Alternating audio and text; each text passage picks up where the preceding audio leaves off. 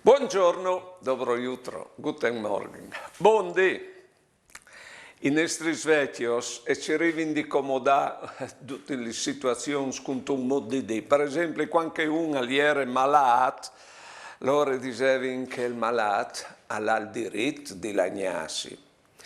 E lagnarsi, uno può anche fare dul a qualcuno che le donne. Però attenzione, non sglonfa tanto la lagnatura, perché quel caladul ha le buone di stufarsi di vedul. E ho sentito che il Papa, fur dal suo ufficio, ha messo un cartello, là che è scritto, vietato lagnarsi.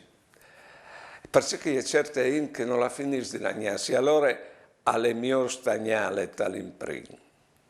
Sempre i nostri svecchios però ci davano un'alternativa in una situazione come che lì, la che si lagni. Ad esempio, che le miglior fa rabbie che non fa dul.